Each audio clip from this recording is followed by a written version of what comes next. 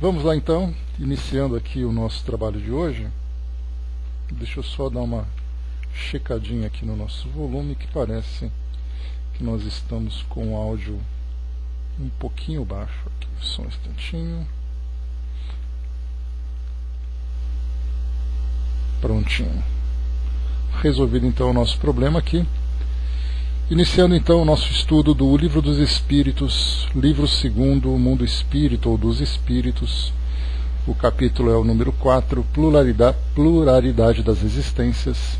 O item número 4 também, falando sobre a transmigração progressiva, continuando aqui o nosso tema sobre reencarnações. E o item número 189 será o nosso item de início por aqui. Nós conversamos nos nossos encontros anteriores sobre a reencarnação, a justiça da reencarnação, encarnação nos diferentes mundos e agora então a transmigração progressiva. É um tema que traz para nós uma base significativa para os nossos estudos da doutrina espírita e muito mais do que isso, a própria compreensão da nossa existência, da natureza humana.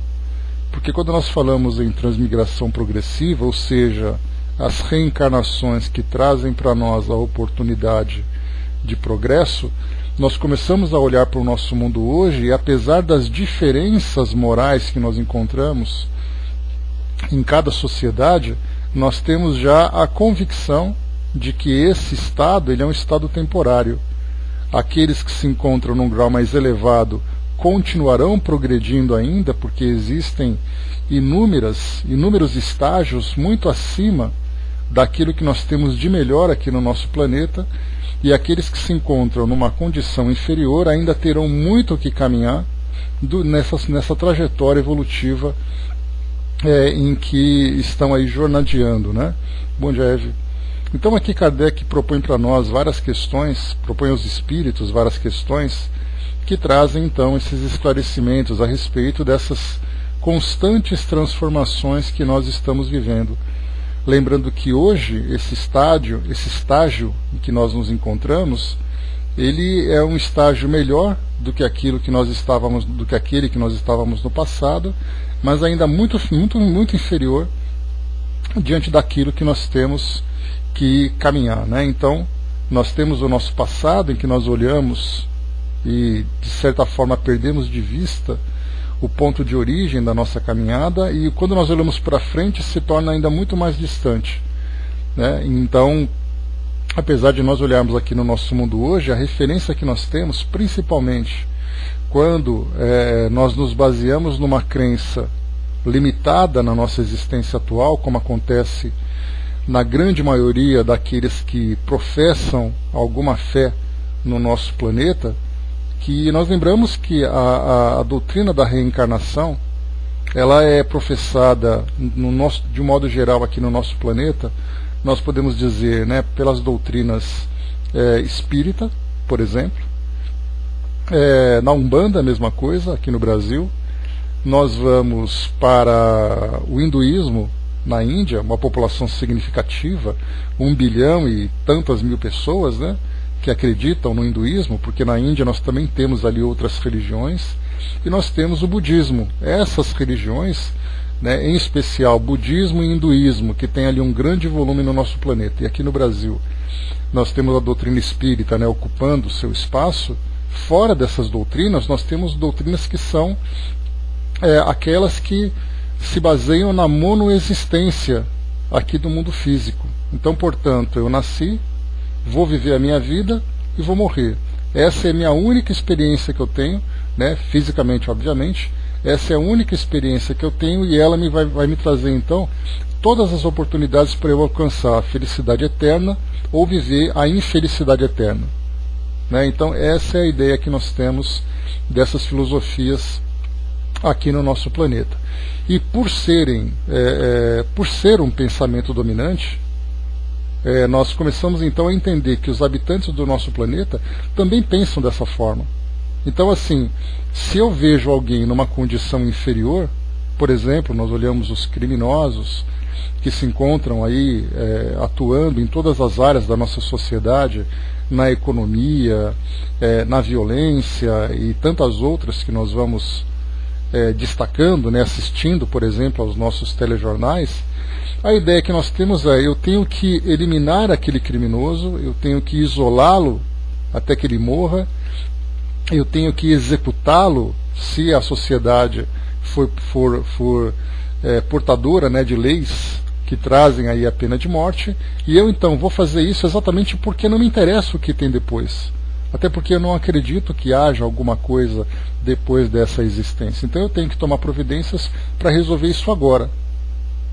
Agora, quando nós começamos a pensar que aquele indivíduo, naquele grau de violência, naquele grau de inferioridade moral, ele é um espírito que vem progredindo, uma sociedade que tiver essa consciência tomará medidas educativas para promover esse espírito para condições melhores, e não simplesmente tomar medidas imediatistas simplesmente para eliminá-lo da sociedade onde ele se encontra. Esse é um caso.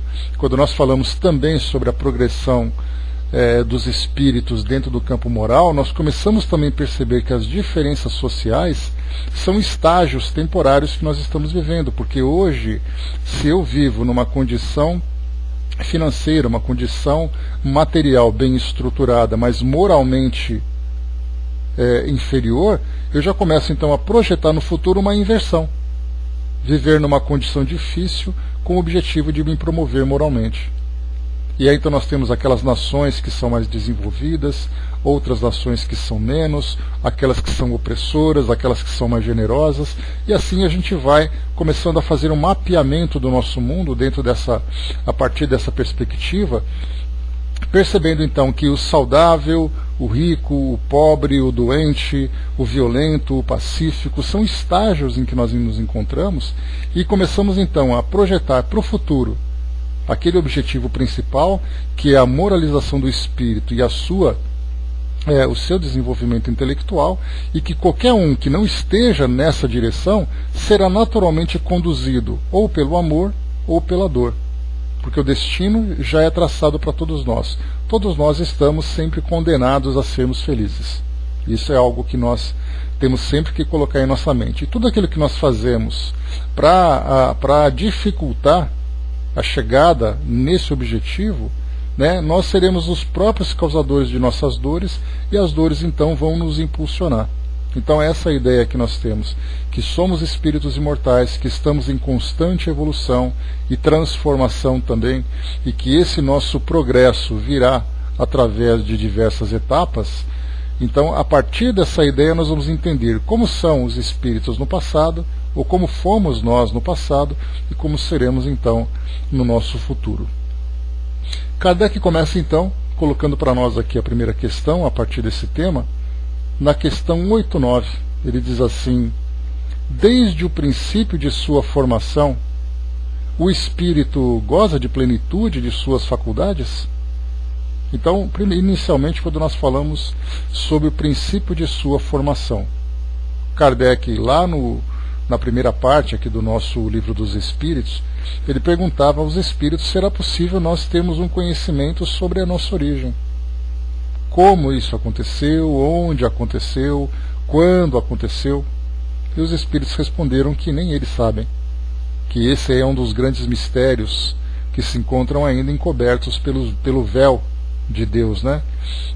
Ou o véu dos mistérios de Deus, e que certamente, né, nós temos espíritos que são muito mais evoluídos, que têm esse conhecimento, que trabalham com esse propósito da formação de espíritos, da sua transformação, dos seus passos iniciais. Mas nesse caso em especial, para os espíritos que nos deram essa assessoria, mesmo que tivessem esse conhecimento, eles fazem a avaliação do que valeria para nós essa informação. Que tipo de contribuição essa informação traria no nosso estágio atual? E os espíritos lembram sempre, como nós já vimos, que nós nos encontramos ainda numa fase de desenvolvimento bastante atrasada. Tanto que quando nós vimos aqui, nesse capítulo, no item número 3, que falava sobre a encarnação nos diferentes mundos, né? Bom dia, Brás, bom dia, Nel. Quando se falava nesses na encarnação nos diferentes mundos, os espíritos colocavam para nós que o nosso planeta é um dos mais atrasados, que nós perdemos ali nós ganhamos, né, dos mundos primitivos, e nós já falamos, né, como é que nós podemos imaginar como é um mundo primitivo.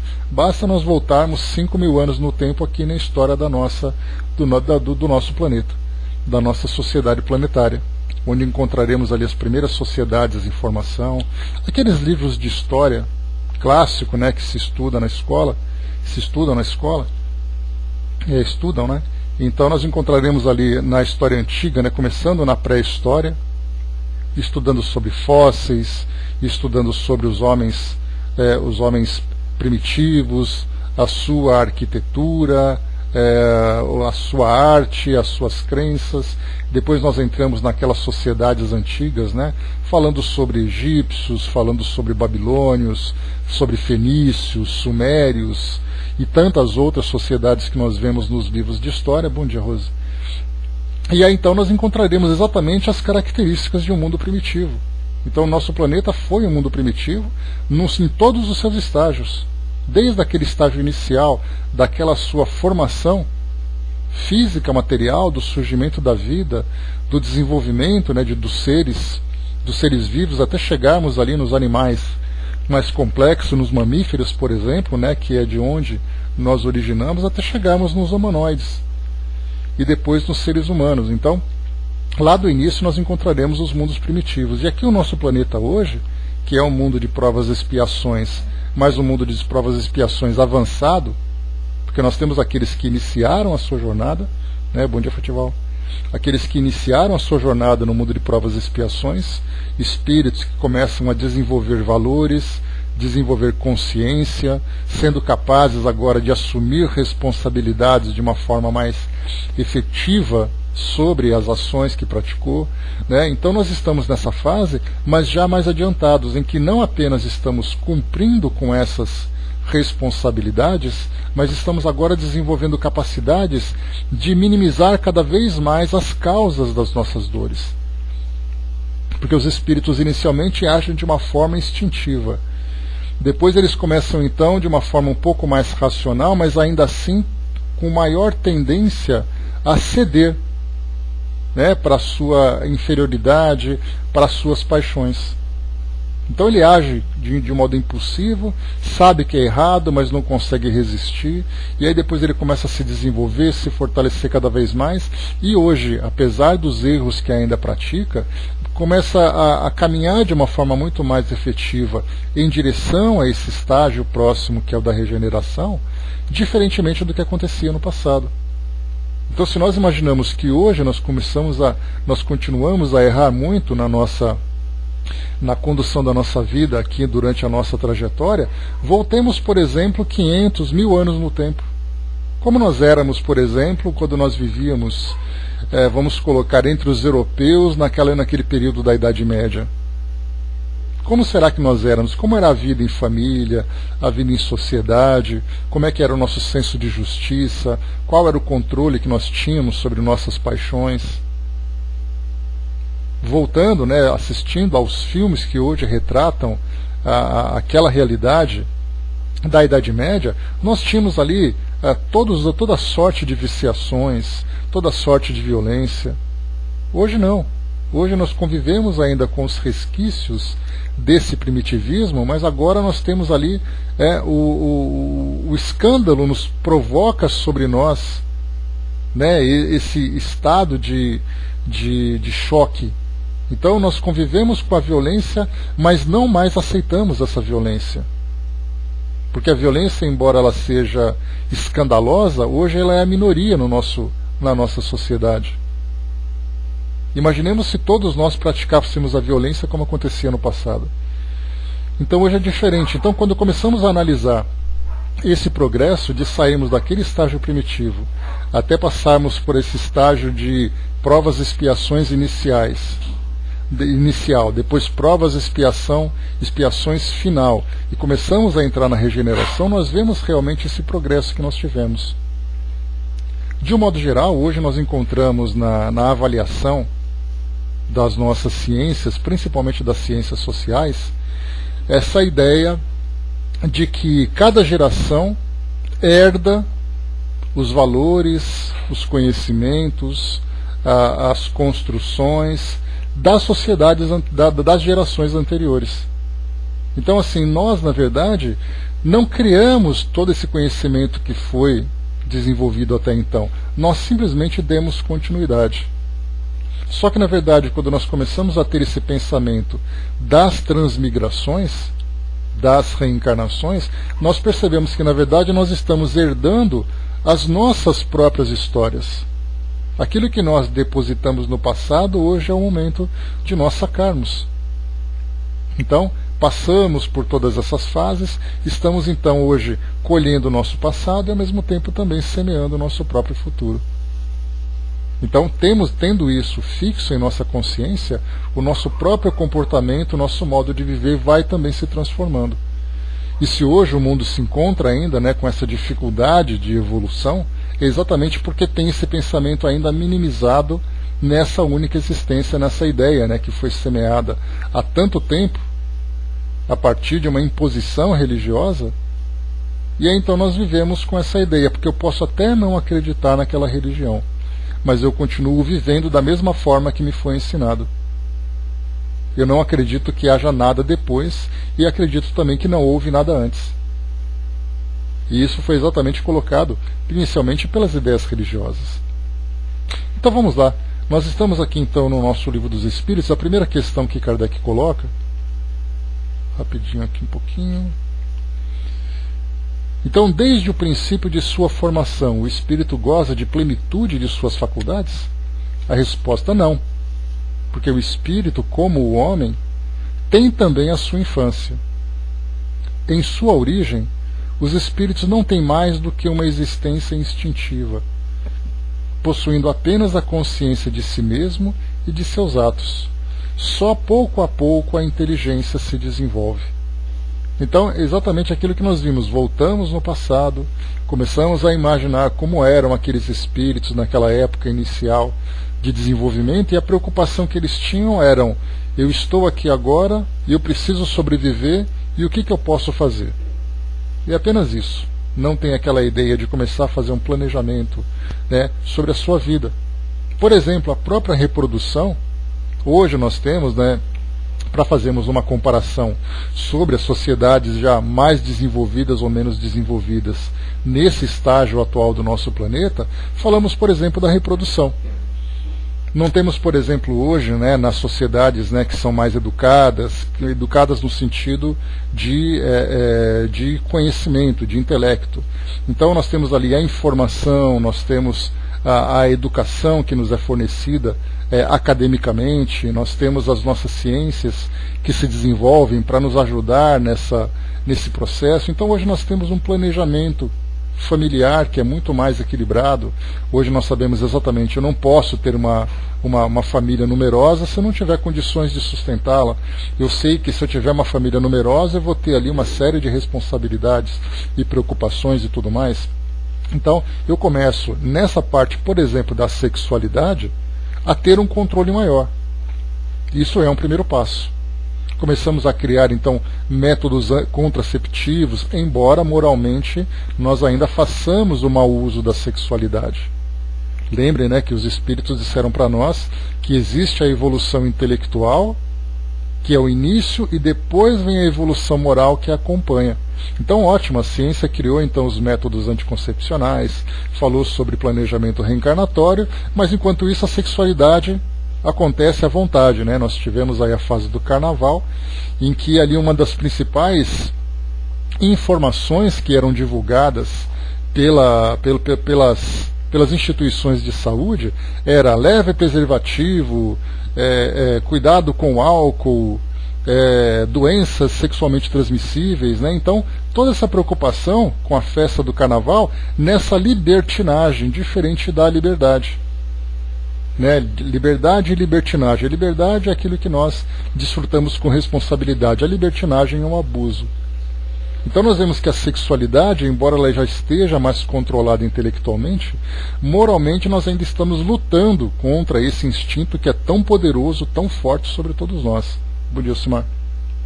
Então, muito bem, tivemos ali então essa parte da sexualidade. Então, quando nós começamos a fazer uma avaliação sobre o desenvolvimento das sociedades dentro desse campo da sexualidade, estatisticamente, dentro da geografia social, nós começamos a perceber que as sociedades, quanto mais atrasadas elas são, maiores são, maior é o número de membros de uma família.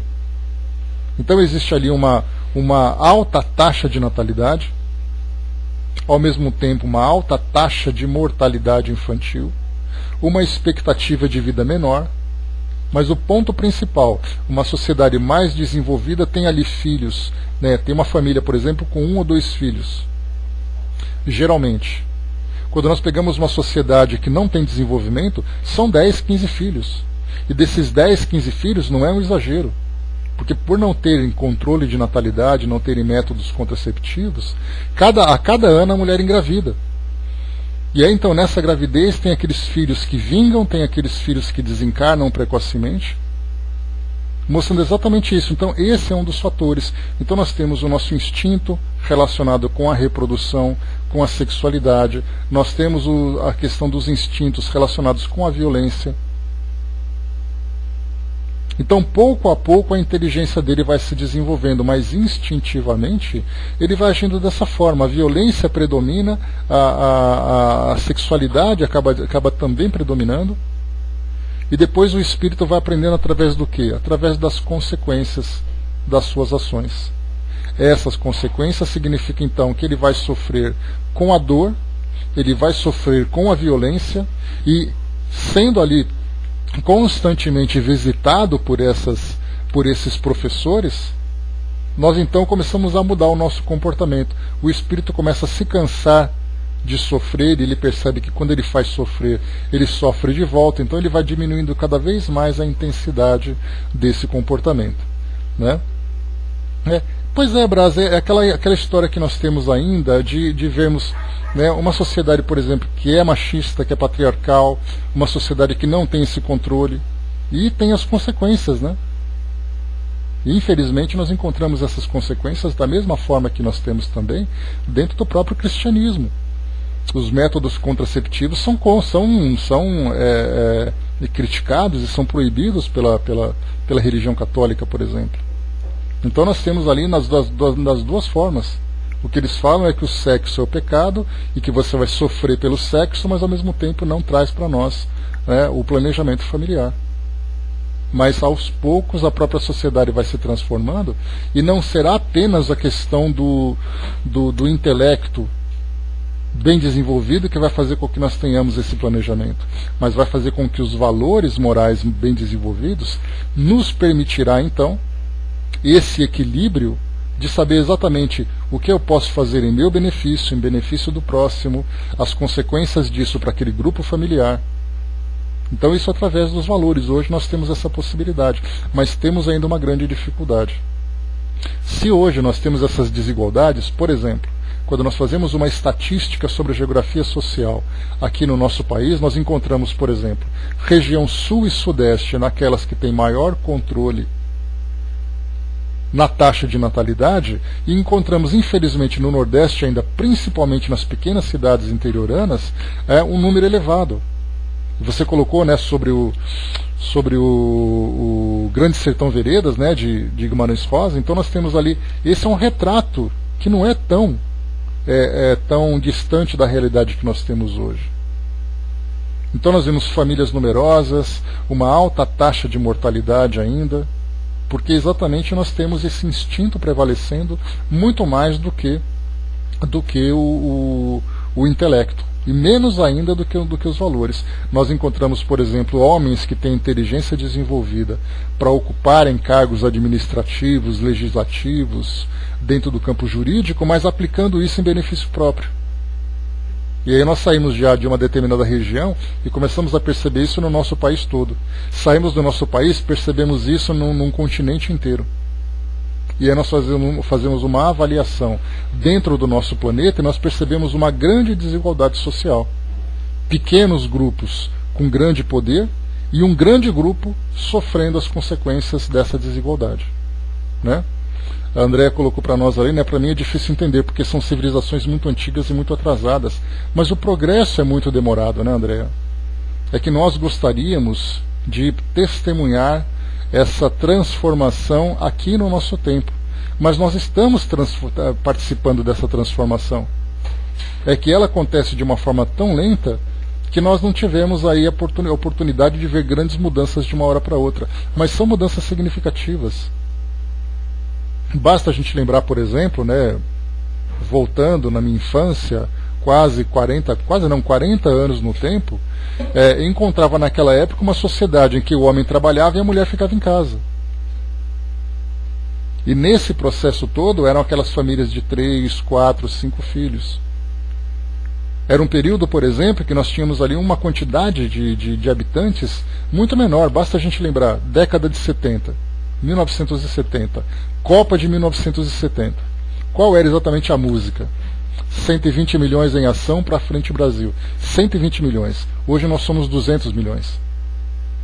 Então, de 1970 para cá, praticamente 50 anos, praticamente não, nós temos, deixa eu ver, 52 anos. 52 não, tira, são 48 anos. Desses 48 anos, nós tivemos um aumento de 80 milhões de pessoas aqui no nosso país. Durante a Segunda Guerra Mundial, em 1945, de 39 a 45, nós tínhamos 2 bilhões e meio de pessoas no planeta. 2 bilhões e meio. Hoje nós temos quase 7 bilhões e meio. Nós aumentamos 5 bilhões de pessoas nesses últimos 70 e poucos anos. Então é algo que muda muito. Então nós percebemos grandes mudanças. É que nós não prestamos atenção naquilo que é significativo para fazermos essa comparação. Né? Tecnologicamente, uma mudança absurda que nós tivemos, né? Naquela época da infância, nós corríamos para os orelhões para poder fazer um telefonema. A informática era uma coisa que tinha nas empresas, em algumas empresas bem desenvolvidas, o resto era tudo feito de uma forma quase nem analógica, era mecânica. Mas aí o tempo foi passando, a nossa sociedade foi se transformando e agora nós colhemos os benefícios, mas também sofremos as consequências dos malefícios. O Braz colocou, né, já imaginou o quanto de espírito estava na fila? Sim, e quanto ainda está na fila, né, Braz? Quantos ainda aguardam o momento de desencarnar? Mas é aquela coisa, né? O nosso mundo vai se transformando, vai recebendo cada vez mais espíritos, mas vai tendo também condições de lidar com essa gente toda que está chegando, né? Bom dia, Marião. André colocou também, né? Mas hoje as mulheres na Arábia Saudita estão lutando por uma simples carteira de habilitação. Fica imaginando o que passaram na casa com o patriarcado. Então, se hoje elas estão tendo a possibilidade de lutar por esse simples direito de uma carteira de habilitação, vamos voltar 100 anos no tempo, como é que era a vida delas. Eram simplesmente objetos de uma sociedade, né, absolutamente patriarcal. Então as mudanças estão mas acontecem de uma forma muito lenta. Né, um dos grandes momentos que a nossa sociedade, né, sim, exatamente, Zé, essa parte da mecanografia que a gente tinha, né, era um processo que para nós hoje é um processo extremamente atrasado, mas no passado era feito de uma forma manual. Nós tínhamos os escribas, depois vieram os datilógrafos, os tipógrafos, hoje nós temos os digitadores, os técnicos de informática. As mudanças estão acontecendo, né? Então, como os espíritos colocaram para nós nesse primeiro ponto? Então, não é desde o princípio que o espírito desfruta da plenitude de suas faculdades. O que significa isso, essa plenitude? A capacidade que ele tem de usar todo o seu intelecto e todos os seus valores. Para ele poder chegar nessa condição, ele tem que passar por esse processo de desenvolvimento gradual. Mais uma vez, é um processo lento, que ele vai gradualmente apresentando ali, né, as suas novas conquistas, para chegar depois num ponto melhor. Então, se nós fizermos uma comparação, né, do nosso planeta hoje com esses mundos superiores, nós perguntaríamos, né, quanto tempo demorará para nós termos uma condição melhor? Podemos colocar para frente aí mais alguns bons séculos para que a gente consiga viver numa sociedade realmente equilibrada. tecnologicamente nós estamos voando, né? Cada dia aparece uma coisa nova, cada dia surge ali uma nova tecnologia para facilitar a nossa vida. Mas moralmente a gente parece que está andando a passos de tartaruga, né? Mas é exatamente assim que acontece. Só pouco a pouco a nossa inteligência acaba de se desenvolvendo. Brás colocou, né? Kardec, preocupado com o aumento da população, perguntou ao codificador se não iria faltar alimentos. A resposta, né? Não, Deus prevê tudo e tudo provê. É por aí mesmo, Brás. Né? A ideia da questão é exatamente essa. Mas o detalhe que nós percebemos é que nós perceberemos que nós teremos um aumento na nossa população e, ao mesmo tempo, nós teremos as consequências negativas desse crescimento.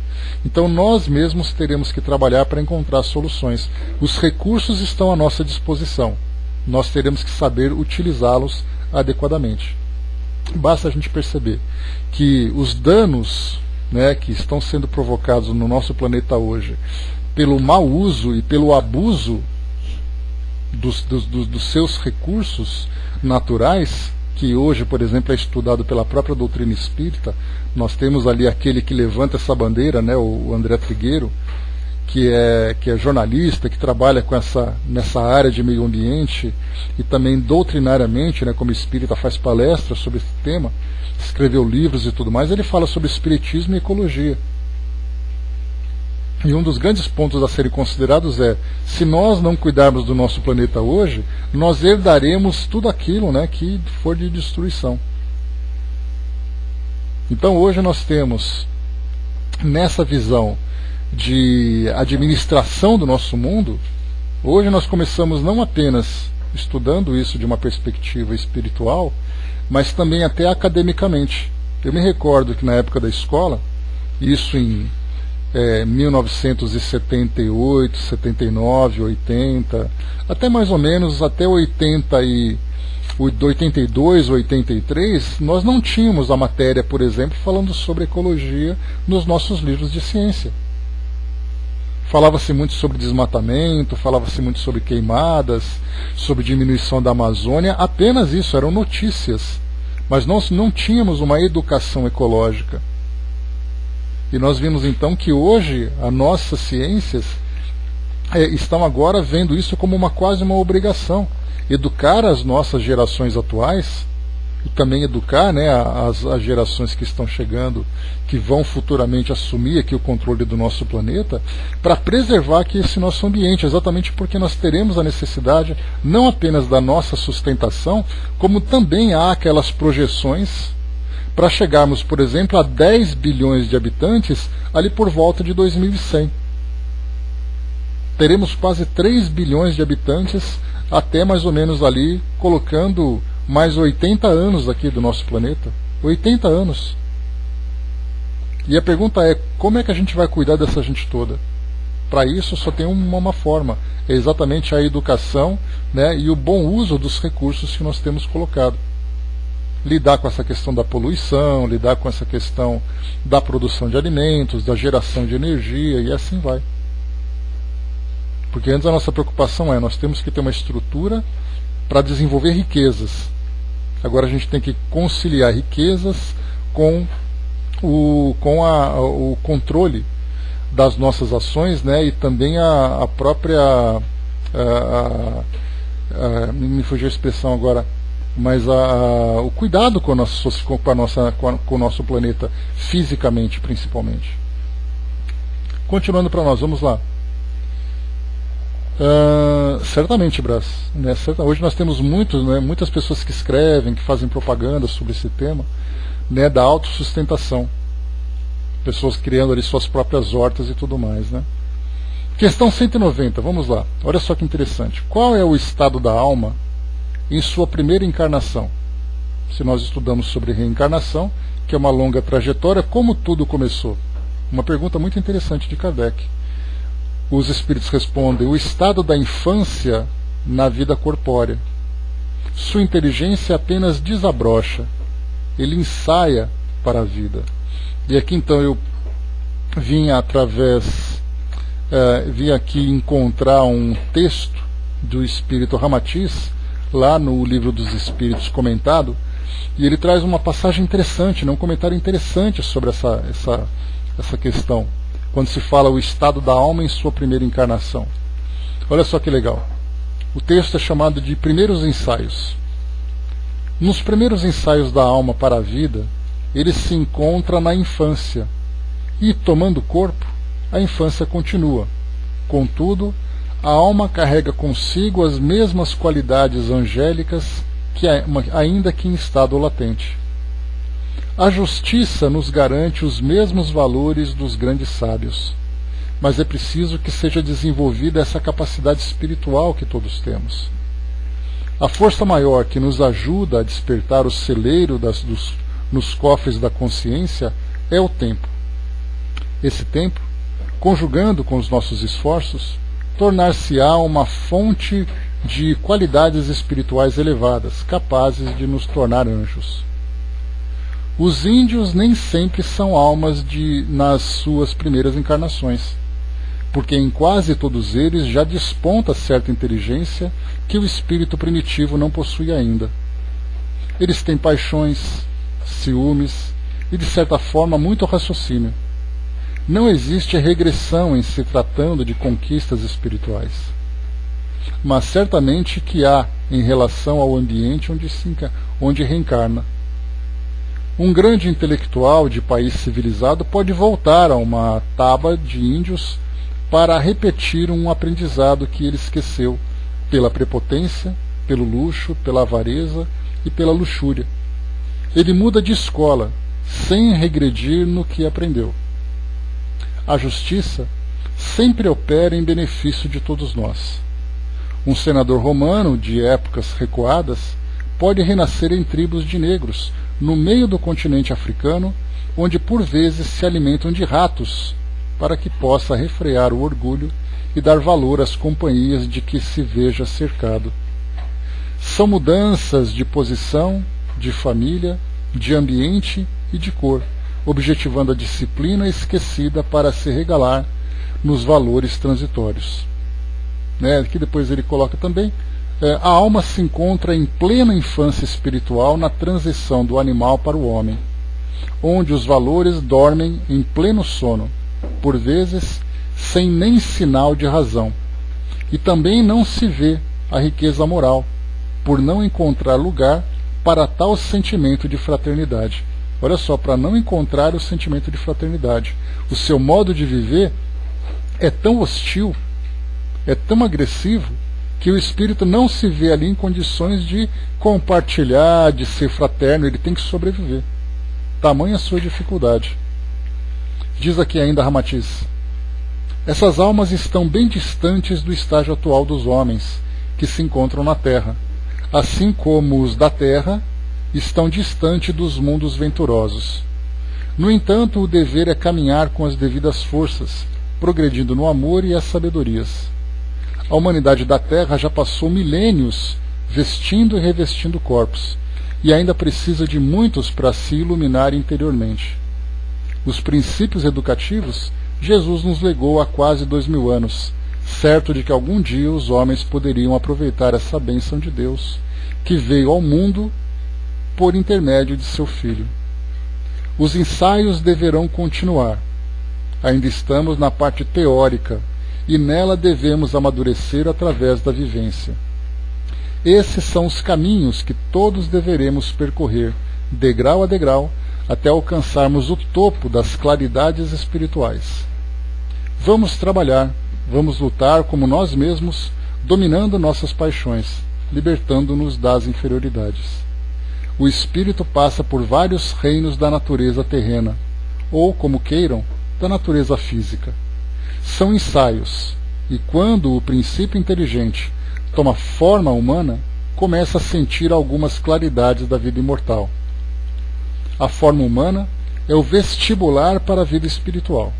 Deus não tem pressa, mas fez leis que impulsionam o progresso. Eu gostei muito desse texto, porque ele fala exatamente sobre essas idas e vindas que os espíritos, que as almas vão vivendo, vão passando no decorrer da sua evolução. Então, por isso, quando se fala sobre a idade corpórea, nós podemos ver então uma criança. Uma criança muitas vezes é completamente dependente de cuidados, de orientação, de esclarecimento. Depois ele começa a ter ali uma tendência, ele começa a mostrar suas tendências de um modo absolutamente inconsequente. Ele faz aquilo que ele tem vontade de fazer, ele faz aquilo na hora que ele tem que fazer, mas aí vem uma força superior que o coloca nos eixos, estabelecendo horários, compromissos, condutas, responsabilidades e tudo mais. Depois ele chega ali na parte da adolescência, chega na parte mais madura, e depois então vem aquela parte da grande experiência, né, que nós estamos falando da evolução do espírito. Então, para os espíritos, nós hoje estamos saindo da infância e entrando na adolescência.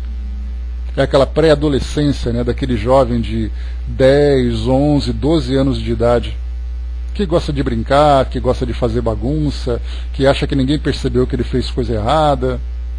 Ele age como se não tivesse consequência, que tem que ficar de castigo para aprender.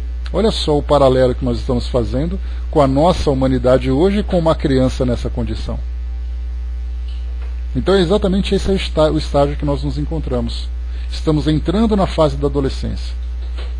Aquele adolescente que, consciente, quer ganhar o mundo, quer conquistar o mundo, quer ter liberdade. Só que agora, como espírito regenerado, nessa fase da adolescência espiritual, ele age agora com entendimento, com valores desenvolvidos que vão conduzi-lo agora por um caminho mais saudável, por um caminho mais equilibrado.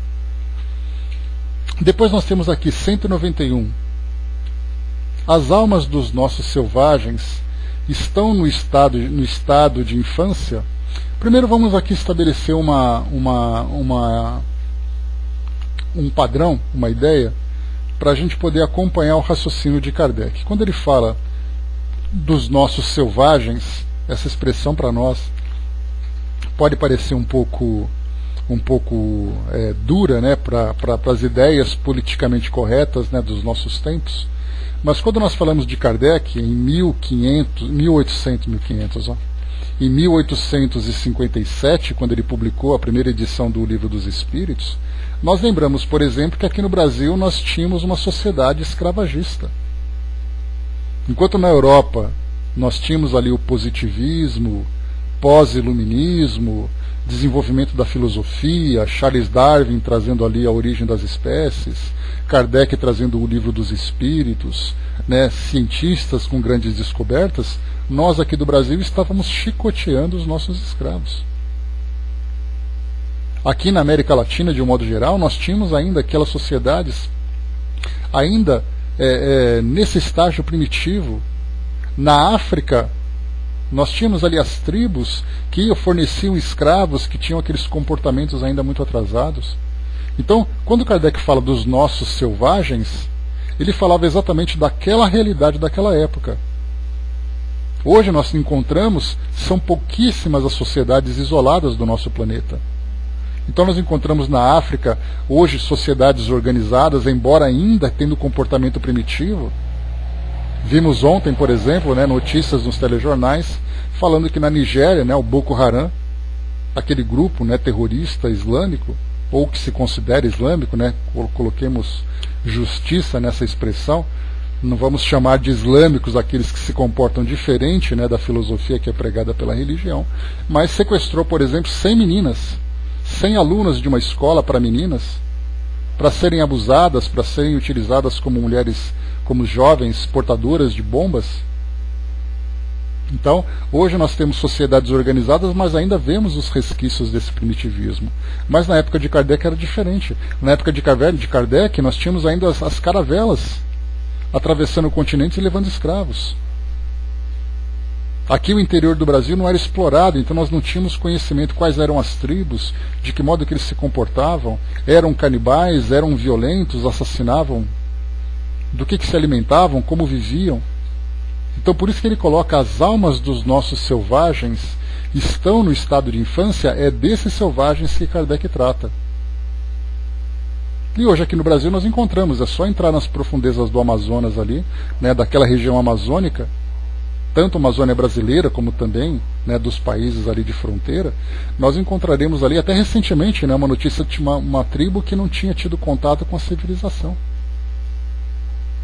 Então encontraremos na Ásia, encontraremos na África, encontraremos aqui na América do Sul em especial, encontraremos ainda essas pequenas sociedades que estão ainda num estágio de evolução espiritual atrasado. Mas na época de Kardec, voltando ali nesses 160 anos no tempo, nós tínhamos muito mais. Então por isso é colocado para nós essa infância relativa, né? Então, se as almas dos nossos selvagens estão no estado de infância, infância relativa, pois são almas já desenvolvidas, dotadas de paixões. Se tem paixões, Kardec pergunta, elas indicam desenvolvimento? Na questão 191A. E ele coloca desenvolvimento sim, mas não perfeição. São um sinal de atividade e de consciência própria. Na alma primitiva, a inteligência e a vida estão em estado de germes. Só para a gente poder fazer uma análise, quando nós pensamos, por exemplo, nos animais, a psicologia animal estuda isso, né? Por exemplo, quando nós vemos assim os nossos animais de estimação, aquele gatinho, aquele cachorrinho que nós brincamos, que nós tanto amamos, né? Às vezes eles param quietinhos assim, olhando para o nada, a gente fica se perguntando, no que será que eles estão pensando? Nós ficamos assim, né? Porque amanhã eu tenho que fazer tal coisa, no outro dia eu tenho que trabalhar, porque aquela conta está chegando, porque eu tenho que visitar aquela pessoa e tal. E os animais, no que eles pensam exatamente? A filosofia já se deu ao trabalho de estudar sobre isso, assim como também a própria psicologia animal. O animal pensa simplesmente no seu bem-estar naquele momento.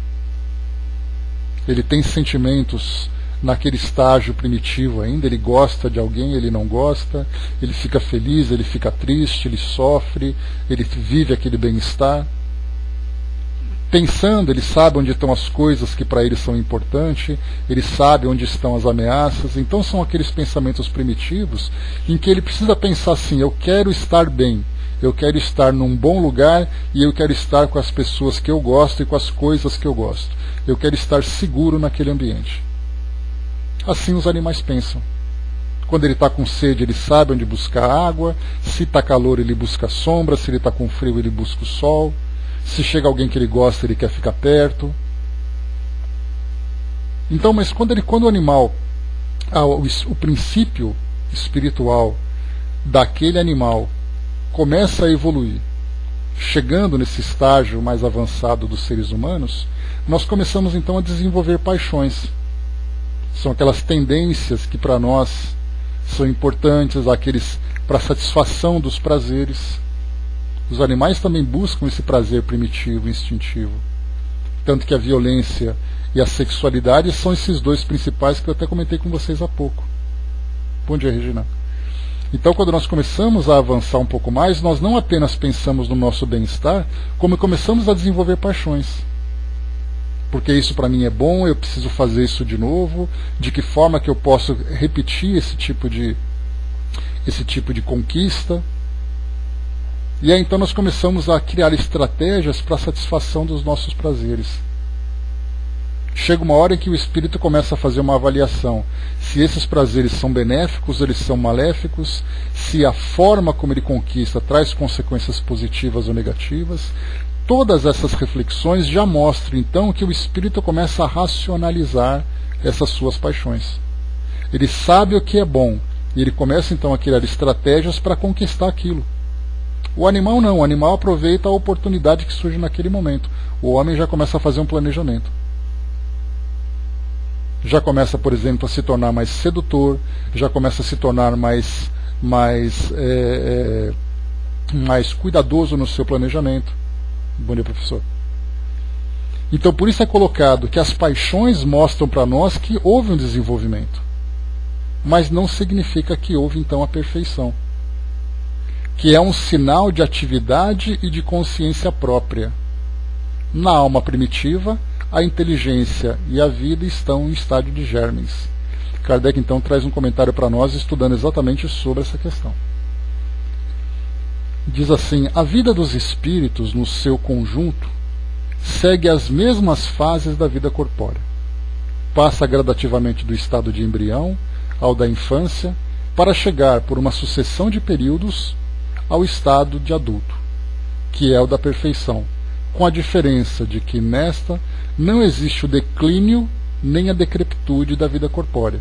Então, quando ele fala sobre o desenvolvimento biológico comparado com o desenvolvimento espiritual, né, o ponto máximo da vida biológica, que é exatamente essa parte da decrepitude, quando começa a chegar a velhice, as doenças, espiritualmente não acontece isso, pelo contrário. É exatamente nesse estágio que o espírito se mostra com maior sabedoria. E o espírito não entra naquele estágio de senilidade, né, quando ele começa ali a perder consciência e tudo mais. Então, é só uma comparação de ilustração. Que a sua vida, que teve um começo, não terá fim. Que lhe é necessário, do nosso ponto de vista, um tempo imenso para passar da infância espírita a um desenvolvimento completo e o seu progresso realizar-se, não sobre uma esfera apenas, mas através de diversos mundos. A vida do espírito constitui, assim, de uma série de existências corporais, sendo cada qual uma oportunidade de progresso, como cada existência corporal se compõe de uma série de dias, nos quais o homem adquire maior experiência e instrução. Mas da mesma maneira que na vida humana há dias infrutíferos, na do espírito há existências corpóreas sem proveitos, porque ele não soube conduzi-las. Então também tem os dias bons, os dias ruins, e assim nós vamos avançando. Kardec ele usou essa analogia, essa comparação, falando de vida biológica com a vida espiritual, de uma forma tão didática, de uma forma tão cuidadosa, exatamente porque naquela época a ideia da reencarnação era algo absolutamente novo. Não se falava sobre isso, ninguém tinha ideia do que era isso. Aqueles povos, né, da Ásia já falavam sobre isso, né, budismo, hinduísmo, que nós comentamos, aquela parte do judaísmo, né, do passado e tudo mais. Agora, na Europa, com aquele pensamento dominante do cristianismo imposto pela igreja, ou pelas igrejas, não se falava em reencarnação.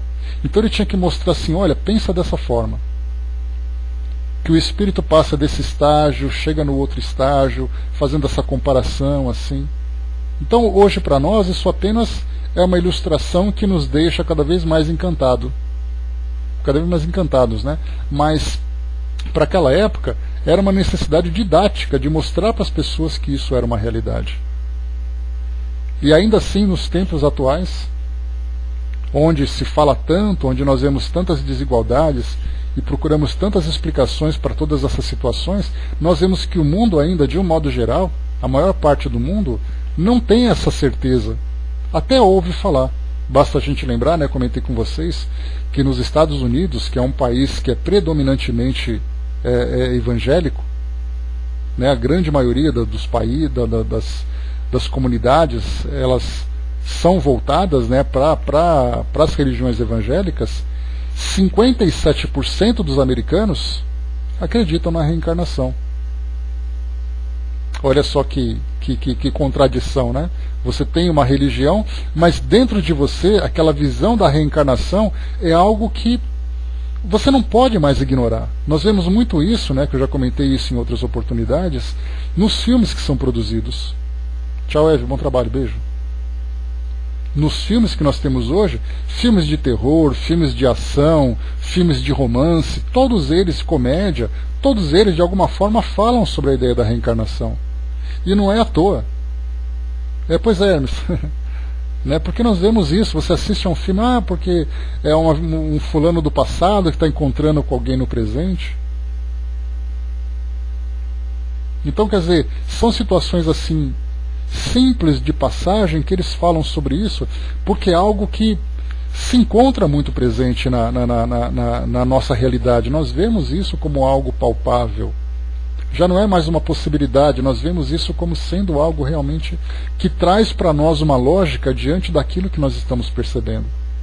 Só que nós vemos isso de um modo romântico. Nós queremos acreditar, mas não vivemos em função dessa certeza. Quando essa certeza se tornar parte da nossa sociedade planetária, como já falei para vocês, tenhamos absoluta certeza de que nós teremos uma revolução no nosso planeta, no nosso modo de viver, de uma hora para outra.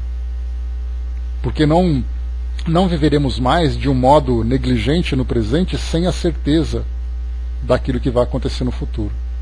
Né? Sim, a mesma coisa, Zé, também acontecendo, né, de um modo, vamos dizer assim, quase que independente, pequenos grupos estudando sobre isso. Nós falamos, né, no primeiro dia de estudos aqui desse capítulo da pluralidade das existências, falando sobre reencarnação. Eu trouxe para vocês informações sobre pesquisadores, sobre o que se fala, né, nos meios de comunicação sobre reencarnação. Então são possibilidades, são ideias e tudo mais, mas ninguém vive em função dessa certeza. Já pensou se nós tivéssemos essa convicção? As pessoas não vivem nem sequer em função com convicção em torno daquilo que elas conhecem, que são os dogmas do céu e do inferno. Se você vivesse com a certeza de que o céu te espera, você viveria com dignidade. Então nós vemos pessoas que cumprem todos os rituais e todos os sacramentos, recebem os sacramentos das suas crenças, né? Se batizam, se casam em igrejas, frequentam os seus cultos e tudo mais, mas agem de um modo completamente diferente no seu dia a dia. Como se não tivesse ali, eu vou porque isso faz parte, eu quero acreditar nisso, mas eu não vivo em função disso. Exatamente essa falta de convicção. Se pelo menos a ideia do inferno fosse algo presente na mente das pessoas, quantos crimes nós evitaríamos? Quantos erros nós deixaríamos de praticar pelo simples medo do inferno? Então, se nem os dogmas que estão tão presentes na nossa mente durante tantas e tantas encarnações, nós mudamos a nossa postura, imagina uma coisa nova que está chegando. Só que essa coisa nova chega para nós de uma forma diferente. Ela chega para nós não de uma forma imposta. Ela vem estimulando a nossa razão. E estimulando a nossa razão, nós começamos a pensar de um modo diferente. Continuando, vamos lá. Questão 192. Nós vamos até 198, né? Por uma conduta perfeita, podemos vencer já nesta vida todos os graus e nos tornar espíritos puros, sem passar pelos intermediários? Kardec foi abusado, hein? Se nós tivermos uma conduta perfeita, nós chegaremos à condição de espíritos puros? Os espíritos jogam aquele balde de água fria. Não. Pois o que o homem julga perfeito está longe da perfeição. Há qualidades que ele desconhece e nem pode compreender. Pode ser tão perfeito quanto a sua natureza o permita, mas essa não é a perfeição absoluta. Da mesma maneira que uma criança, por mais precoce que seja, deve passar pela juventude antes de chegar à maturidade. E um doente deve passar pela convalescência antes de recuperar a saúde. Além disso, o espírito deve adiantar-se em conhecimento e moralidade. E se ele não progrediu, senão num sentido, é necessário que o faça no outro, para chegar ao alto da escala. Entretanto, quanto mais o homem se adianta na vida presente, menos longas e penosas serão as provas seguintes.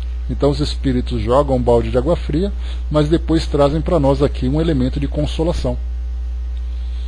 Então nós pensamos assim, vamos pensar no melhor espírito que nós conhecemos aqui no nosso planeta, com exceção de Jesus.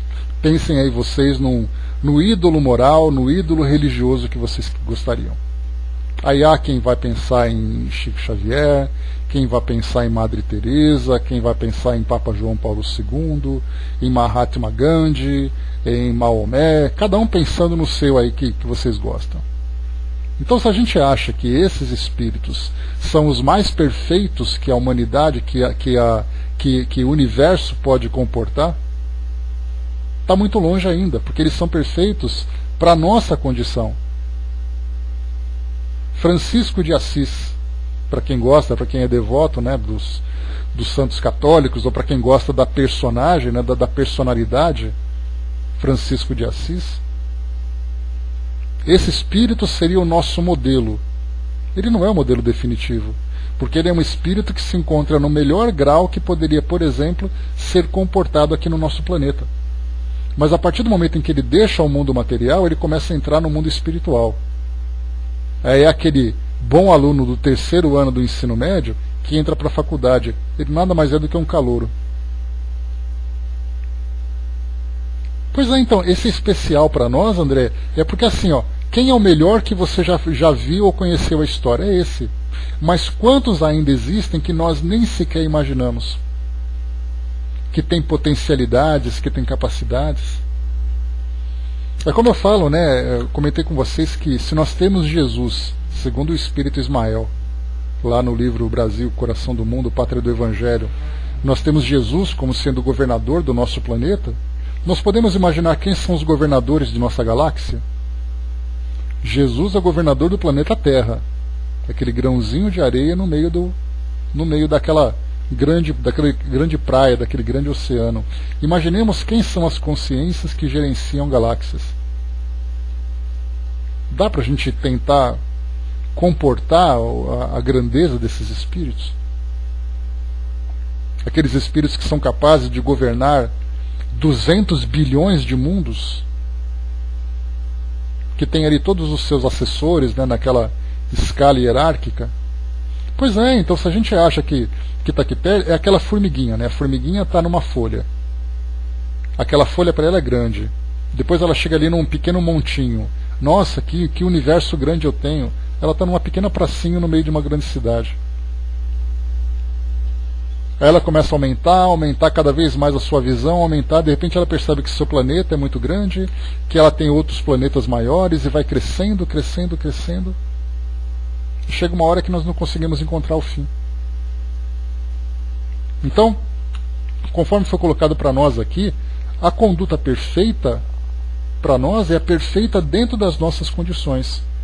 Qual é a nossa conduta perfeita? Primeiro, eu vou saber cuidar da minha saúde, com relação à minha alimentação, com relação aos meus exercícios, a minha conduta mental, porque eu não posso me estressar, não posso me desgastar, eu vou apenas viver em função daquilo que eu preciso, não vou me apegar a coisas que são fúteis, vou trabalhar regradamente, de um modo equilibrado, prestando ali o meu trabalho da forma mais saudável e mais positiva possível para beneficiar aqueles que precisam da minha participação. Eu vou conviver com a minha família de um modo saudável, eu vou ter ali o meu momento de prece, eu serei uma pessoa caridosa, generosa. Olha só quantas qualidades eu estou atribuindo a mim mesmo para me imaginar como uma pessoa perfeita. É aquela criança da primeira série do ensino fundamental que tira nota 10. Ele vai dizer assim, olha como eu sou inteligente, eu sei fazer conta de mais, conta de menos, conta de vezes e conta de dividir, sem contar nos dedos. Olha como eu sou bom. É o que nós fazemos agora. Quando nós começamos a chegar nas questões mais complexas, estudar trigonometria, aí o nota 10 vai ter que ser lá. Então nós estamos nesse estágio em que domarmos esses nossos instintos primitivos, aqueles que provocam em nós o maior sofrimento. Bom dia, Bela. Aqueles que provocam em nós o maior sofrimento, para nós é uma perfeição. Mas depois que nós dominarmos esses instintos primitivos, vêm então os instintos que se manifestam de um modo mais sutil. Pois é, Brás. Exatamente. Porque depois que nós saímos desse estágio, podemos imaginar, por exemplo, o Dr. Bezerra de Menezes é um espírito perfeito? Segundo consta na sua biografia, ele foi promovido recentemente para um espírito que não precisa mais reencarnar no nosso planeta. Mas o fato de reencarnar no nosso planeta não significa que ele não vai continuar reencarnando em outros mundos compatíveis com seu estágio evolutivo. O Dr. Bezerra de Menezes, que segundo alguns espíritos, ele é um daqueles mais evoluídos aqui do nosso planeta. Mas ele ainda tem o seu trabalho para fazer. Porque ainda tem muita coisa para trabalhar, muitos valores para desenvolver, agora de um modo muito mais sutil. Nós tiramos aquela lama que estava grudada, né, no nosso sapato, nas nossas pernas. Agora começa exatamente aquele processo de tirar a poeira, de fazer a hidratação, depois da esterilização. Então, de um ponto para outro é uma distância enorme. Fala, André, bom dia. Então por isso é colocado, né, que por mais perfeito que nós nos imaginemos intelectualmente e moralmente, nós acabamos esse estágio e nós começamos novos aprendizados. E esses aprendizados são tão mais profundos, tão mais sutis, que nós ainda não compreendemos. Continuando. 192a. O homem pode assegurar-se nessa vida uma existência futura menos cheia de amarguras? Aí a resposta, sim, sem dúvida. Pode abreviar o caminho e reduzir as dificuldades. Somente o desleixado fica sempre no mesmo ponto. Então nós espíritas, nós que estamos hoje nessa fase de entendimento, né, estamos tendo a oportunidade de aprender e compreender novos valores, novas lições. Hoje nós temos a oportunidade de acelerar a nossa evolução. Porque se até então, numa encarnação passada, e muitos de nós estamos em contato com a doutrina espírita pela primeira vez, nós tínhamos aquela ideia de querer conhecer algo mais, algo diferente. Para muitos de nós é o primeiro contato, por isso nós ficamos deslumbrados com esse novo conhecimento. Então hoje eu falo assim, bom, se até então eu continuava criando essas situações problemáticas que me causavam sofrimento, hoje eu posso fazer diferente. Eu posso até levar tombo, eu posso até cair, mas vai ser só uma tropeçadinha. Não vai ser aquele tropeção de cair tomando capote e rolando escada. Nós já não caímos mais assim. Os nossos erros que acontecem, que infelizmente ainda acontecem, são erros agora de menor gravidade. E é uma tendência que nós vamos então errando cada vez menos. E ainda que nós errássemos, ou que nós erremos, nós cometeremos erros ainda com consequências menores. Não serão aqueles erros, por exemplo, de comprometer uma existência inteira. Vai ser uma nova reencarnação que nós teremos, com novas provas, com novas experiências, e um pequeno detalhe preso ainda ao nosso passado, até chegar o momento em que nós não teremos mais problemas. Então hoje nós estamos num estágio em que a nossa consciência tem uma visão do mundo muito mais ampla, muito mais clara. Aí é uma questão de opção, já não é mais uma questão de ignorância. Porque antes nós errávamos porque não sabíamos.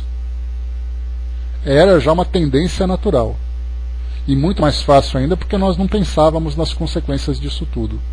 Hoje não, hoje nós sabemos que cada ação gera uma reação. Causa e efeito, planta e colhe. Isso já é claro para nós. Agora o trabalho é domar essas tendências inferiores.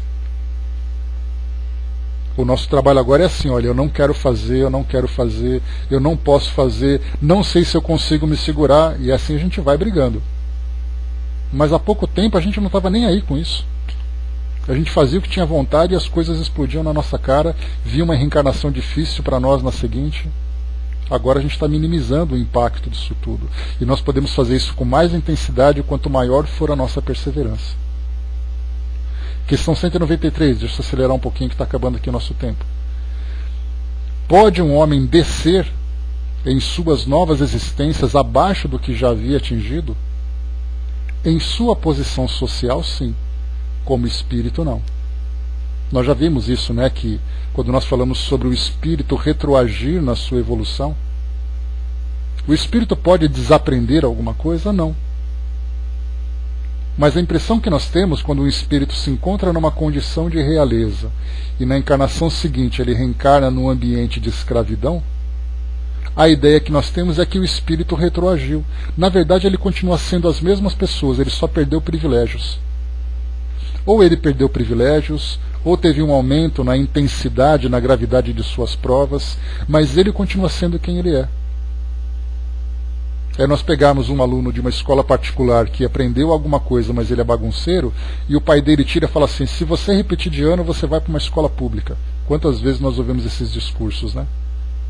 Meus alunos são ameaçados o tempo todo, né? Se você não passar de ano, você vai para uma escola pública. E ele pode até ir para uma escola pública, mas o conhecimento que ele tinha, ele vai levar com ele. Então, na verdade, o espírito muda de cenário, muda de figurino, muda de companheiros do trabalho da interpretação, mas ele continua sendo o mesmo ator. Então nós podemos sempre entender o espírito como sendo um ator. Nós somos atores. Nossa aparência, nossa família, nosso ambiente social, nossas atividades são apenas roteiros diferentes. E quanto mais rebelde o espírito é, maiores serão as dificuldades nos roteiros que ele vai ter que interpretar. Quanto mais equilibrado ele se encontra, melhores são esses roteiros. E não por uma questão de facilidades, porque nós nos enganamos. Se nós pensarmos assim, não, o espírito, conforme ele vai evoluindo, ele vai nascendo numa família mais estruturada, vai morar em condomínio, e o top dele, antes dele passar para o plano espiritual, é viver, por exemplo, nos países nórdicos, que tem uma qualidade de vida melhor do mundo.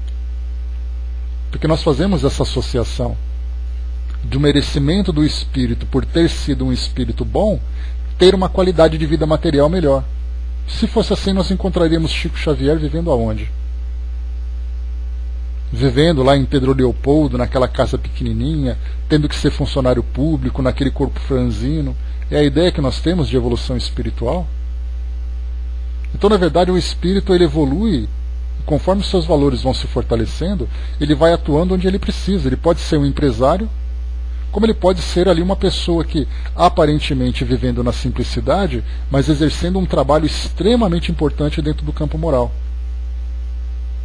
Quando nós estudamos sobre Frederico Figner no livro Voltaire, ele era um homem de bem, sem dúvida nenhuma, mas ainda tinha ali suas necessidades, nós conhecemos a sua história. E ele era um empresário.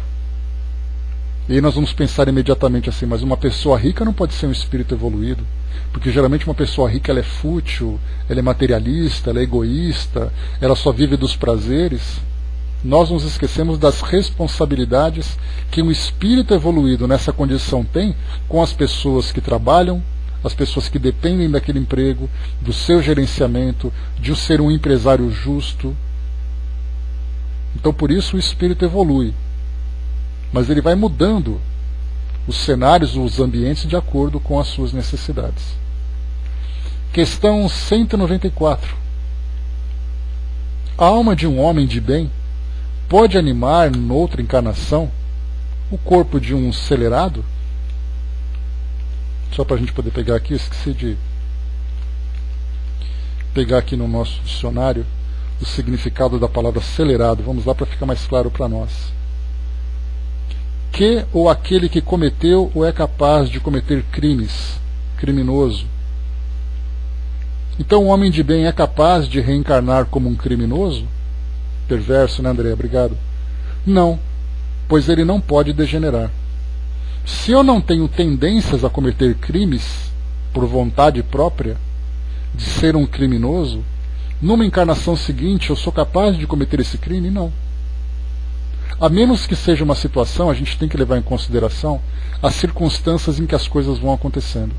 Muitas vezes eu não quero cometer crime, mas eu sou colocado numa situação em que eu acabo agindo de uma forma explosiva, descontrolada, desequilibrada. Mas um homem de bem, que já conseguiu ter ali aquele equilíbrio, ele não é capaz de retroagir no seu modo de viver. Kardec explora um pouquinho mais para nós essa questão. Ele diz assim: a alma de um homem perverso pode transformar-se na de um homem de bem? Se antes um espírito não pode degenerar, saindo de um homem de bem e virando uma pessoa má, porque tem um detalhe interessante aqui, conforme essas situações vão surgindo, as ideias vão surgindo na nossa mente também. Muitas vezes você vê uma pessoa que é uma pessoa boa, e de repente ela te surpreende e te decepciona. E você diz assim, poxa vida, mas eu confiava nela. Ele era uma pessoa que me inspirava confiança, era uma pessoa boa, era uma pessoa que fazia, e de repente ele cometeu aquela tragédia toda. Na verdade, ele era alguém que tinha esse instinto negativo, esse elemento negativo dentro dele, mas que não havia oportunidade de manifestar. E ele estava vivendo a vida dele tranquilamente porque ele não tinha aquela provocação. É mais ou menos o que acontece conosco. Quem de nós aqui seria capaz de ter um comportamento como esses políticos e empresários corruptos que nós vemos hoje no nosso país? Nós vamos levantar a mão e dizer assim, eu não. Eu jamais faria isso. Eu jamais me comportaria dessa forma. Eu sei que isso é errado, eu sei que isso vai me trazer consequência no futuro, mas e se nós formos eleitos para ocupar um cargo público? Será que nós vamos resistir a isso? E se nós, por acaso, ganhássemos uma bolada na Mega Sena e nos tornássemos empresários e víssemos todas as facilidades e tentações dessa vida de dinheiro? Será que nós resistiríamos a isso? Então tem aquele ditado que diz assim: é a oportunidade que faz o ladrão. E nós poderíamos dizer, dentro do campo moral, é a oportunidade que nos faz cair. Então hoje nós estamos numa condição e devemos dizer assim: graças a Deus, eu tive que trabalhar minha vida toda, continuo trabalhando a minha vida toda, comendo pão de cada dia, muitas vezes vendendo o almoço para comprar janta, porque é o que me dá, porque se me colocar numa situação fácil eu vou tropeçar.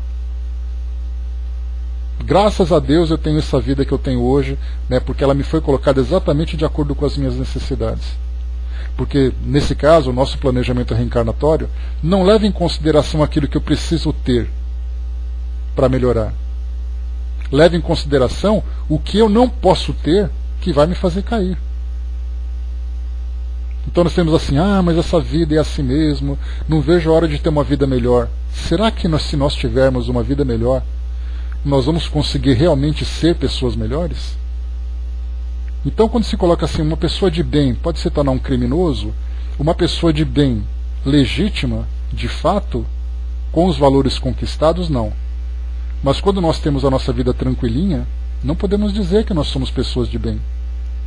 É porque não surgiram no nosso caminho as oportunidades para fazer com que nós tropecemos. Então nós estamos naquela fase de muito cuidado. A gente vai andando no nosso caminho, tateando o chão, tateando as paredes, para não cair. Nós não temos liberdade de sair correndo, livre, leve e solto, como naqueles filmes, né, que você corre na praia, gritando, sorrindo, com um vento no rosto. Nós não temos essa liberdade ainda não. Se nós estivermos numa praia desse jeito, a gente vai para o fundo do mar e se afoga. A André colocou, né, só trocar de lugar e ver como seremos envolvidos, né, sem dúvida. E a Marião colocou, né, tem um ditado que diz, né, quer conhecer uma real pessoa, dê poder a ele. É assim mesmo. São aqueles pilares que eu sempre falo, né, Marião? Você quer ver uma pessoa levar um tombo bonito? Faça ela ser bonita, rica, poderosa, inteligente e famosa. Uma pessoa que tem 5 elementos, ela leva um tombo que ela vai demorar tanto tempo para levantar. Por isso, assim, que ser feio, pobre, ignorante, uma pessoa desconhecida e que não tem poder nenhum, ele tem uma vida sossegada, porque ele não tem chance nenhuma de errar. Agora, quando ele começa a receber esses benefícios entre aspas, né, esses recursos, aí então ele tem liberdade para fazer o que ele realmente é. Vamos lá. A alma de um homem perverso pode transformar-se na de um homem de bem? Sim, se ela se arrepender, e então será uma recompensa. Nós estudamos sobre isso lá nos Criminosos Arrependidos, do nosso livro Céu e Inferno, né? Kardec faz um comentário dizendo para nós. Pessoal, já estou acabando, tá? Estou aqui além do nosso horário um pouquinho, mas só para a gente poder terminar esse capítulo. A marcha dos espíritos é progressiva e jamais retrógrada. Eles se elevam gradualmente na hierarquia e não descem do plano atingido. Nas suas diferentes existências corporais, podem descer como homens, mas não como espíritos. Assim, a alma de um poderoso na terra pode mais tarde animar de um humilde artesão, e vice-versa, porque as posições entre os homens são frequentemente determinadas pelo inverso da elevação dos sentimentos morais. Herodes era rei, e Jesus era carpinteiro. Zé colocou, né, ainda bem que sou pobre, velho e feio, né, Zé? Melhor coisa, né? Tá seguro, né? Nesse ponto a gente está em segurança. 195. A possibilidade de melhorar numa existência pode não levar certas pessoas a permanecerem no mau caminho com o pensamento de que não poderão corrigir-se mais tarde? Ou seja, alguém que pensa assim, no futuro, na próxima encarnação eu acerto. Isso, por incrível que pareça, pode parecer uma coisa banal, mas é uma coisa muito real que nós temos hoje. Ah, nessa encarnação eu não consigo resolver isso, deixo para a próxima, da próxima eu me viro, hoje eu estou numa situação que finalmente eu consegui aquilo que eu queria, então na próxima encarnação eu me viro. Os espíritos colocam: aquele que assim pensa não acredita em nada, e a ideia de um castigo eterno não o coibiria mais, porque a sua razão a repele e essa ideia conduz à incredulidade. Se apenas se houvessem empregado os meios racionais para orientar os homens, não existiriam tantos céticos. Um espírito imperfeito pode pensar como dizes, e em sua vida corporal, mas uma vez liberto da matéria, pensará de outra maneira, porque logo perceberá que calculou mal, e é então que trará, numa nova existência, um sentimento diverso. É assim que se efetiva o progresso. E eis porque tendes na terra uns homens mais adiantados que outros. Uns já têm uma experiência que os outros ainda não tiveram, mas que adquirirão pouco a pouco.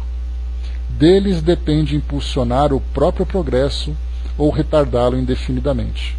Kardec traz um comentário para complementar.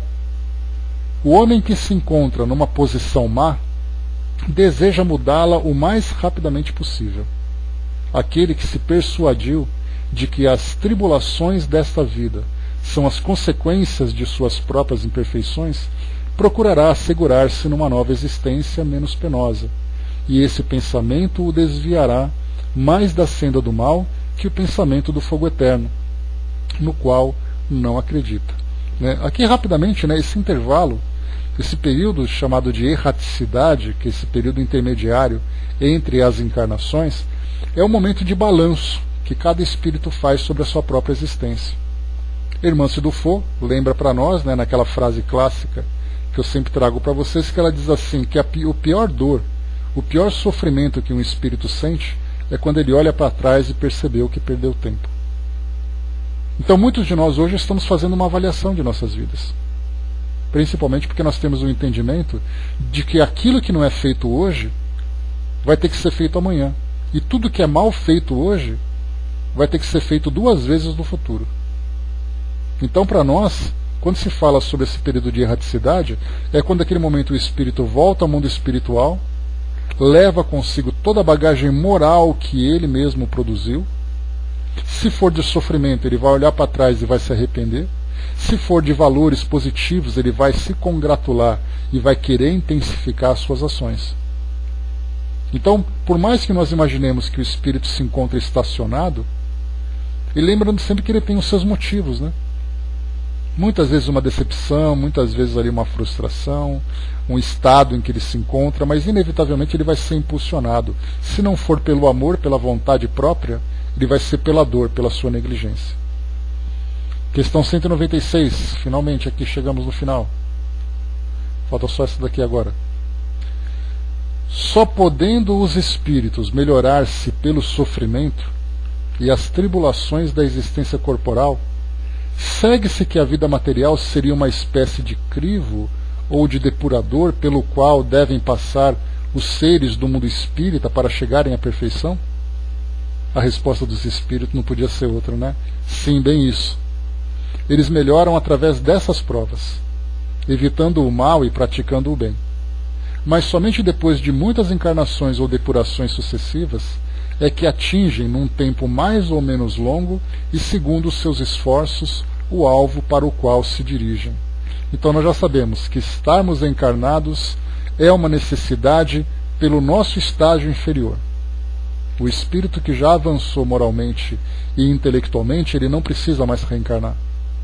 Porque aqui, vivemos num mundo onde nós temos tantas dificuldades, acordar todos os dias, aquele cansaço, aquelas dores, trabalhar, ter que encarar aquelas pessoas, aquele ambiente, para nós é uma grande tortura. Mas na verdade é uma necessidade que nós temos para fazermos esse trabalho de transformação.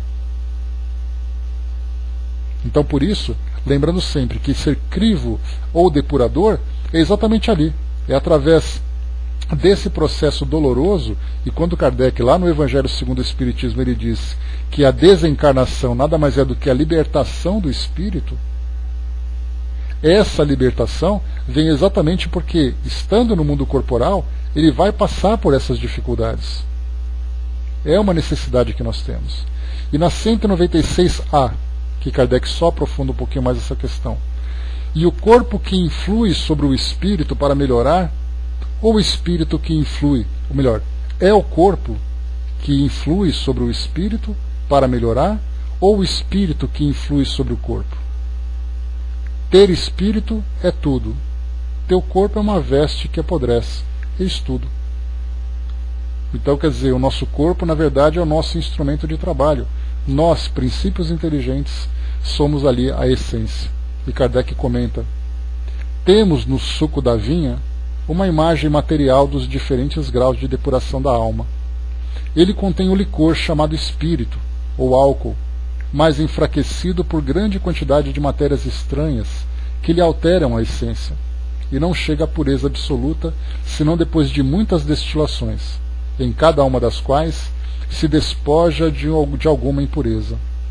O alambique é o corpo no qual ele deve entrar para se depurar. As matérias estranhas são como o perispírito, que se purifica a si mesmo, à medida que o espírito se aproxima da perfeição. Então, é uma necessidade que nós temos, né? O Lermes lembrou ali sobre provas e expiações, né? Nós lembramos sempre que as expiações são as consequências do passado, as consequências das nossas ações. Pode ser uma expiação de um ato dessa encarnação, pode ser uma expiação do passado. O espírito, o indivíduo, por exemplo, que se encontra encarcerado por ter cometido um crime, o espírito que se encontra acamado por causa de uma negligência com sua saúde, ele está vivendo a sua expiação. O espírito que comete um equívoco grave numa existência levará as consequências para uma existência futura. As provas, como acontece na nossa escola, são aqueles testes periódicos que os professores aplicam aos alunos para testar o conhecimento. No caso das provas que nós, espíritos, vivemos, nós estamos ali vivendo provas morais. Porque por mais difícil que seja, por exemplo, o indivíduo ficou desempregado. Para ele é uma prova, porque ele acha que está ficando sem dinheiro, mas na verdade é como ele vai se comportar diante dessa situação. Qual será o seu grau de equilíbrio? Qual será a sua perseverança, a humildade, o seu orgulho, a sua arrogância? O que exatamente vai aflorar dentro dele diante de uma situação como essa? Aí nós temos relacionamentos afetivos, nós temos relacionamentos sociais, nós temos ali experiências, por exemplo, no caso que nós vemos hoje, o indivíduo que nasce com uma doença congênita, uma doença que se desenvolve. Ele vai dizer assim: mas essa prova está me trazendo muita dor física. A dor física passa. Nós vimos essa mensagem, né, aquela mensagem introdutória aqui no nosso estudo. A dor física, dependendo da situação, você, até mesmo nas situações mais complexas, quando você desencarna, o corpo fica e o espírito vai. A dor passa. Mas a dor moral, aquela que está dentro dele, o indivíduo precisa se transformar para poder fazer com que ela desapareça. Por isso, então, as provas sempre trazem para nós uma carga moral. Ela está testando a nossa personalidade, testando os nossos valores, os nossos sentimentos, por mais material que ela pareça. Então, por isso, o espírito vive aqui nesse mundo todas essas experiências para poder se depurar. Conforme ele vai se fortalecendo cada vez mais, menores são as necessidades dessas expiações e das provas cada vez mais dolorosas que ele vem vivendo. Então, pessoal, fechando por aqui o nosso estudo de hoje. Fechamos aqui, então, a transmigração progressiva. Né? É infinitamente mais difícil, né, Andréia? Porque mesmo que a dor física seja extremamente dolorosa, ela vai chegar um momento em que ela vai cessar. Nós temos dores morais que os espíritos levam durante várias existências físicas. Durante várias encarnações ele é acompanhado por essa dor. É aquela angústia, é aquele desequilíbrio que ele não sabe qual é a origem, que está presente o tempo todo na sua vida. Né? Então essa é uma experiência extremamente difícil que ele vem vivendo. Então, pessoal, fechamos por aqui o nosso encontro de hoje. Nosso próximo estudo na questão número 197, no item número 5, sorte das crianças após a morte. Nós teremos esse título, e depois teremos também, que é um título pequeno, e depois falaremos sobre sexo nos espíritos, parentesco e filiação, semelhanças físicas e morais e ideias inatas, né? São esses temas que nós vamos falar. Essa parte sorte das crianças após a morte vai tratar exatamente sobre a desencarnação precoce. Crianças que desencarnam, por que elas reencarnam com um tempo tão curto, para onde elas vão, o que acontece, né? Então, são temas que sempre nos sensibilizam, né? Uma criança que desencarna é sempre algo que nos toca profundamente. Então, nós entenderemos agora a condição espiritual nesses casos. Então, fechando por aqui, pessoal, o nosso encontro de hoje.